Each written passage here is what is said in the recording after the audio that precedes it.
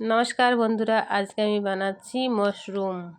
তো মাশরুম এটা শুধু একদমই সিম্পল, শুধু পেঁয়াজ রসুন আর মাশরুম, গার্লিক মাশরুম বলে এটাকে।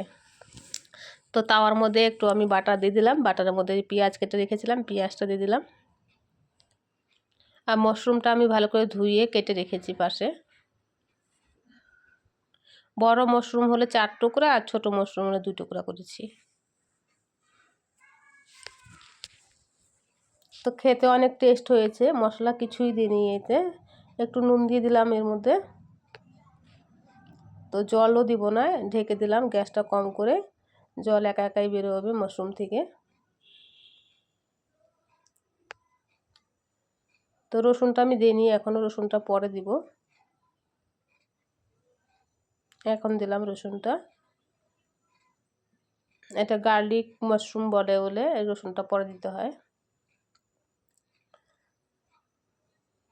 তো আবার এটাকে আমি ঢেকে দিব।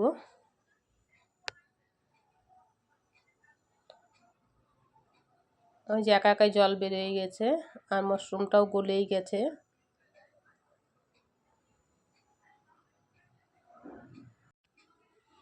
তো হয়েই গেছে, এতে আমি এখন একটু গোলমরিচের গুঁড়ো দিয়ে দিব। এই যে গোলমরিচের গুঁড়ো দিয়ে দিলাম, হয়ে গেছে। একটু মিলিয়ে নিব ভালো করে। হয়ে গেছে, তো বেড়ে দেখাচ্ছি। রুটি দিয়ে খেতে এটা খুব ভালো লাগে, অনেক টেস্টও হয়েছে আর ঝটপট হয়েও রেডিও হয়ে যায়, তাড়াতাড়ি হয়ে যায় বানানো। ঠিক আছে বন্ধুরা, থ্যাংক ইউ। দেখবেন আর কমেন্ট করবেন।